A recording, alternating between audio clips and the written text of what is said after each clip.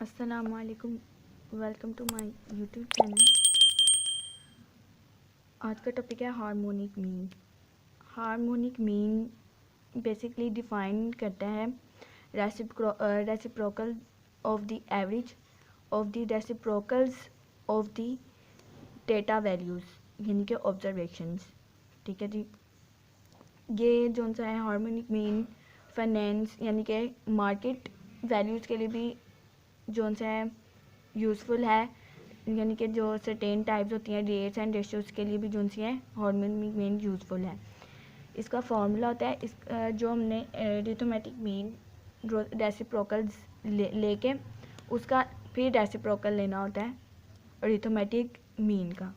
ठीक है जी, फार्मूला इसका for ungroup data reciprocal of n divided by summation of 1/y। ठीक है जी, ये n ओवर रेसिप्रोकल लेंगे तो ये ऊपर चला जाएगा और n नीचे साइड पे आ जाएगा। ठीक है जी, ये फॉर अनग्रुप डेटा के लिए। और ग्रुप्ड डेटा के लिए हमने n की जगह पे फ्रीक्वेंसी लगानी होती है, और जो हमने रेसिप्रोकल 1 का लेना होता है वो हमने f से रेसिप्रोकल लेना होता है फॉर ग्रुप डेटा के लिए। ठीक है जी, हार्मोनिक मीन जो सा है वो इंडिपेंडेंट करता है रेट्स जो उनसे होते हैं उन ईच अदर। ठीक है जी, यानी कि एक दूसरे पे इंडिपेंड करता है। फिर आगे तो एग्जांपल है, a tractor is running at the rate of 10 kilometre during the first 60 kilometre. ठीक है जी, at 20 kilometre hours during 60 kilometre 30 kilometre hour during the third, यानी कि तीसरे पे 60 किलोमीटर होता है 40 किलोमीटर आवर्स। ठीक है जी, during the fourth 60 kilometre and 50 kilometre hour during the last fifth 60 kilometre what would be the average speed. ठीक है जी, वो कह रही हैं कि एक ट्रैक्टर जो है वो 10 किलोमीटर पर आवर की स्पीड से चल रहा है। ठीक है जी, जब वो फर्स्ट टाइम करता है वो 60 किलोमीटर आवर्स की में वो 20 किलोमीटर आवर जो सा है वो चलता है। सेकंड में वो 20 पे, थर्ड पे वो जो सा है सेकंड पे वो 30, थर्ड पे वो 40 किलोमीटर आवर और फिफ्थ पे वो 50 और 6 जो उनसे लास्ट आता है वो 60 किलोमीटर आवर पर जो सा है रनिंग करता है। तो कहने हैं कि पर स्पीड जो एवरेज स्पीड होगी वो कितनी है। ठीक है जी, सबसे पहले जो सा हमने हार्मोनिक मीन का जो फार्मूला है, सबसे पहले हमने जो सा उसका फर्स्ट कैलकुलेट करेंगे जो हमें वैल्यूज़ दी गई हैं उनका रेसिप्रोकल लेके। ठीक है जी, उनको 1 पे डिवाइड करना है। ठीक है, फिर उनका एवरेज लेना है, उसको जो सा फिर उसका रेसिप्रोकल लेना है।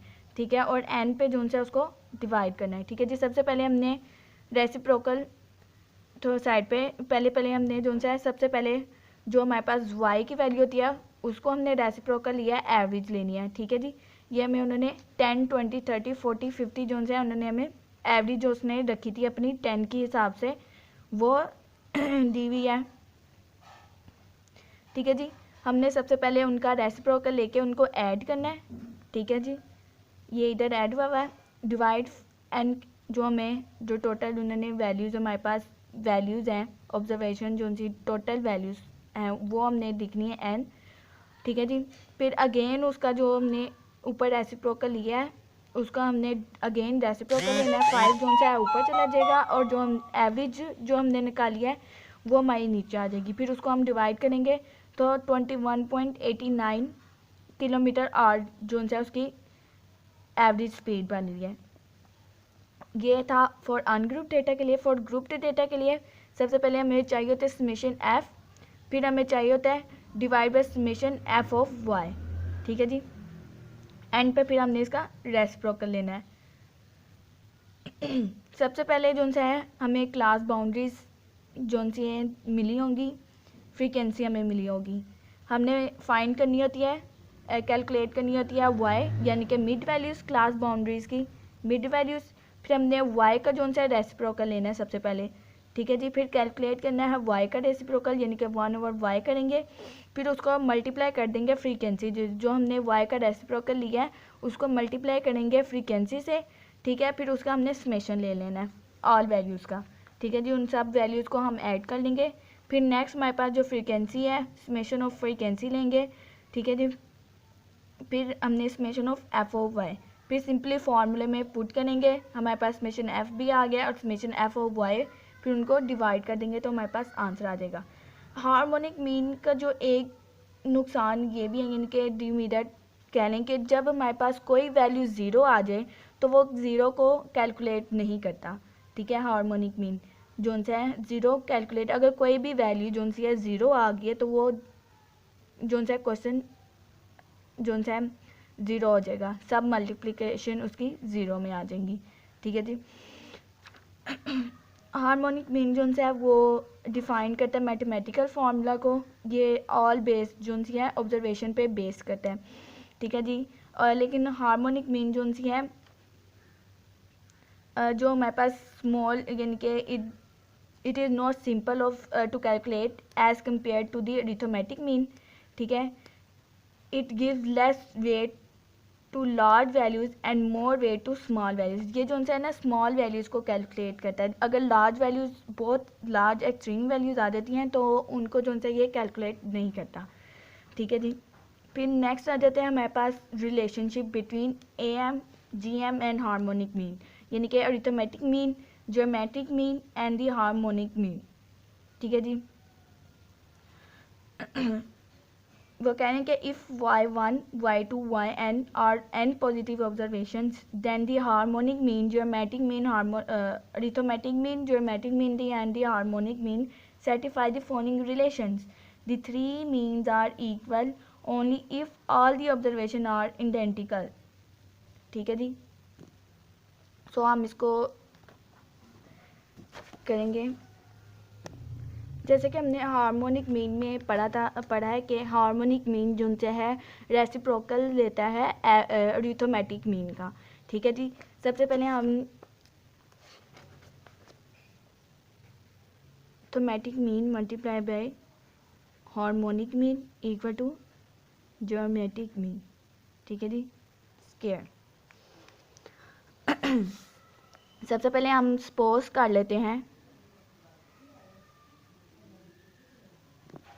हमने इसको टू नंबर्स दिए हैं, give two positive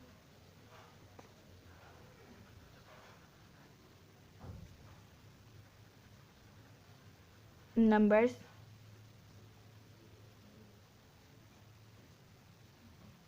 A and B। So arithmetic mean का फॉर्मूला होता है total values sum of the observation divided by n term, यानी कि टोटल वैल्यूज, ठीक है जी।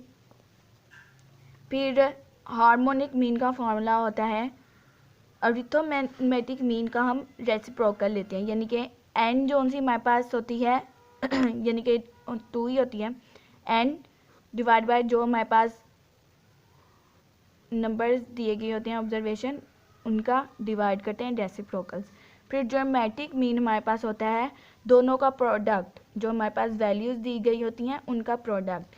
तो हम अगर इसके अंदर वैल्यूज़ पुट करें a and b divided by 2, next हमारे पास 2 divide by 1 over A B plus, ठीक है जी, ये हमारे पास बनेगा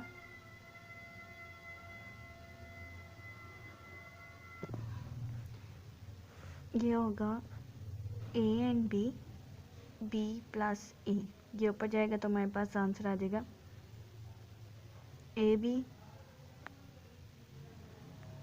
divided by b plus a, ठीक है जी। नेक्स्ट हमारे पास ज्योमेट्रिक मीन इसी तरह इसका प्रोडक्ट होता है, ठीक है जी। अब हमने जो ऊपर फार्मूला लिखा है इसके अंदर ऐड करेंगे और अरिथमेटिक मीन हमारे पास a plus B divide by 2 multiply by 2ab divide by b plus A equal to हमारे पास क्या आया अंडर रूट ए बी का यानी कि अंडर होता है, ठीक है जी।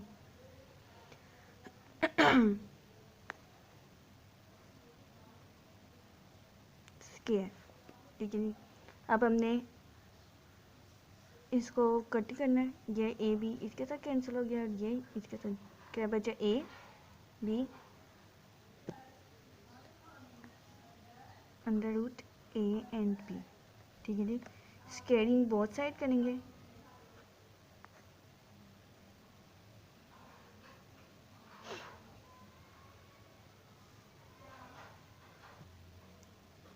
ऊपर फॉर्मूले में हमारे पास स्क्वायर था तो ये स्क्वायर इससे कैंसिल हो गया तो इक्वल टू आ गया ए बी, यानी कि हमारा जो क्वेश्चन है रिलेशनशिप, यानी कि उन्होंने कहा है set it three means are equal to only if all observation are identical, ठीक है जी।